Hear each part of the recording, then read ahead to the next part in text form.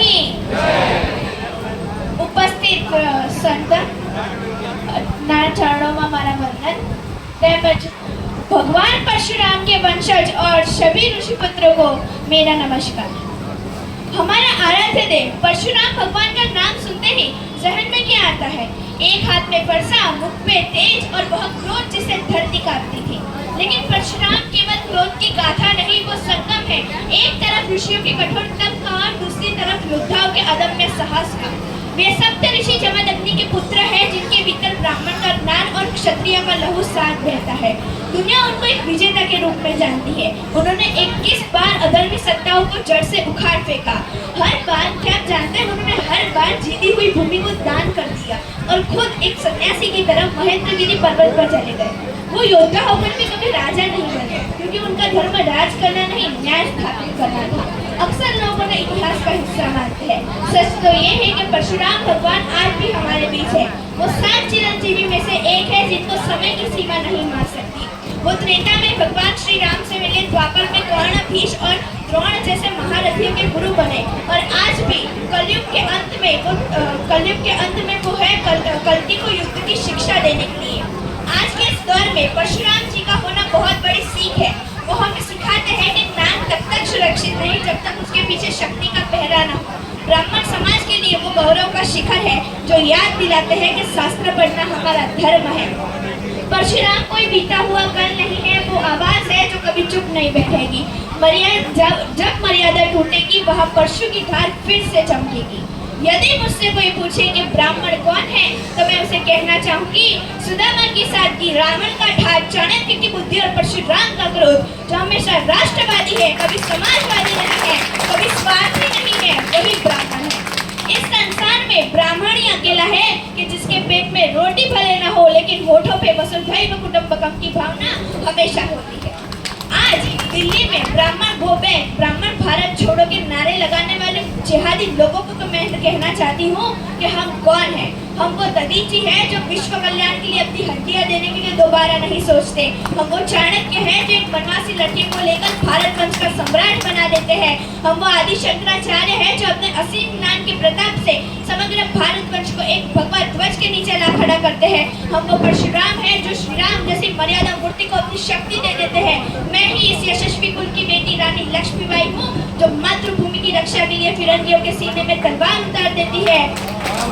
मैं रामकृष्ण परमहंस हूँ, जिनकी शरण में आने वाला नरेंद्र स्वामी विवेकानंद बन जाता है। मैं समर्थ स्वामी रामदास हूँ, जो शिवाजी महाराज जैसा शिष्य देकर इस धरा को धन्य कर देता है। मैं मंगल पांडे हूँ, जो स्वाधीनता के मस्तक पर तिलक बन के जगमगाता है। मैं पेशवा बाजीराव बलाड़ हूँ, जो राजपूत राजा के स्वाभिमान के लिए थाली में सजा हुआ भोजन छोड़ के रणभूमि की ओर दौड़ पड़ता है। मैं तात्या टोपे हूँ, परमवीर कैप्टन मनोज पांडे हूँ, चंद्रशेखर तिवारी आजाद हूँ, रामकृष्ण बिस्मिल हूँ। मैंने अपने रक्त से इस वीर पुरुष धरती का अभिषेक किया है, इसलिए बच्चे बच्चे को ज़बान याद होगी।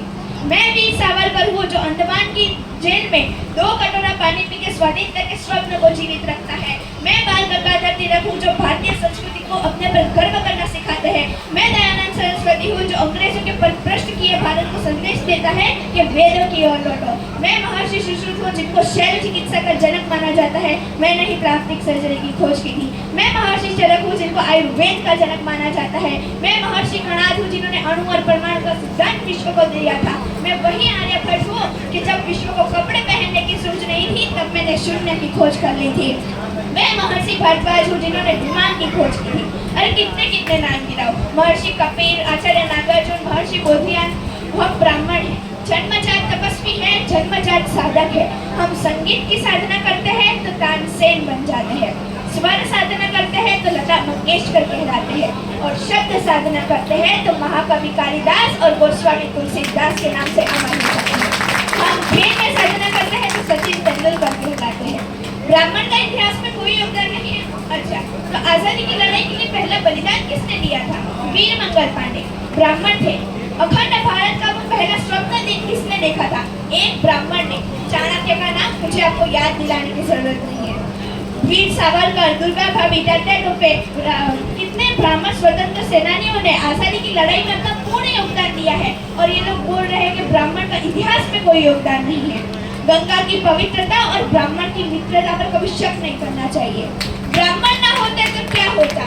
ब्राह्मण ना होते तो भगवान श्री राम ना होते, ब्राह्मण ना होते तो भगवान श्री कृष्ण ना होते, ब्राह्मण ना होते तो शिवाजी महाराज ना होते, ब्राह्मण ना होते तो महाराणा प्रताप ना होते, ब्राह्मण ना होते तो डॉक्टर हेडगेवार ना होते, ब्राह्मण ना होते तो आरएसएस भी ना होता, ब्राह्मण ना होते तो आज की भारतीय जनता पार्टी भी ना होती। एक ब्राह्मण थे पंडित मदन मोहन मालवीय जी, जिन्होंने भिक्षा लेकर एक पूरा विश्वविद्यालय खोल दिया। आज हम उसे काशी विश्वविद्यालय के नाम से जानते हैं, जहाँ नासा और इसरो करोड़ों हजारों रुपए का खर्च करके हमें ब्रह्मांड का ज्ञान बताते हैं।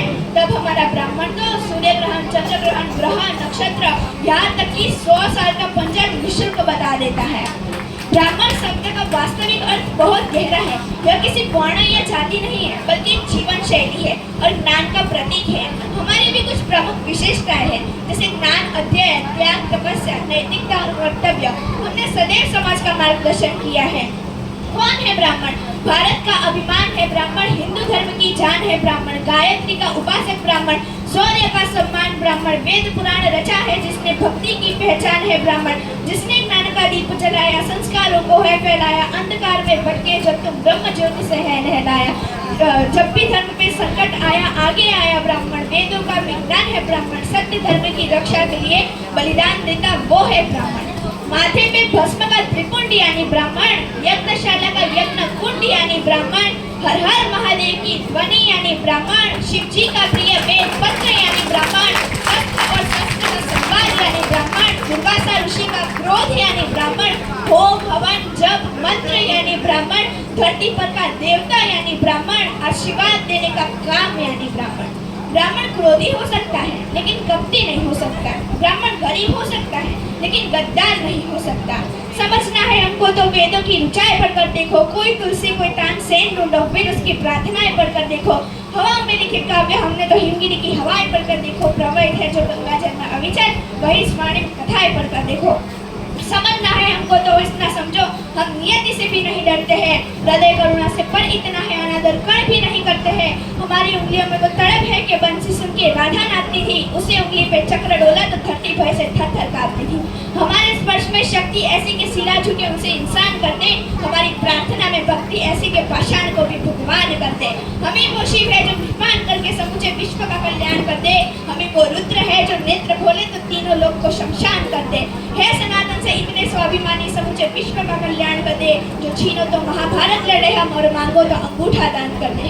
हमें गर्व है उस वंशावली पर जो ब्रह्मा जी से जाके जुड़ रही है, जिनकी पातका गगन में जाके उड़ रही है। हम ही दशमेश गुरु के डाले, हम ही सतनाम ओंकार है, हम ही हरि अंत की अवधारणा है, सतत बुद्धत्व का अवतार है हम ही शांति का संदेश वाहक के मानवता का मंत्रोच्चार है हम। समझना है हमें तो बस इतना समझो, ब्राह्मण है हम, समझ के पार है।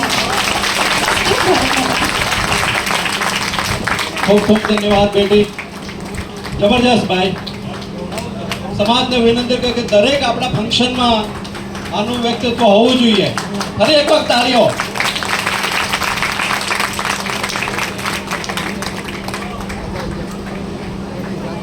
દિલીપભાઈ જાની તરફથી 1100 રૂપિયા ભેટ.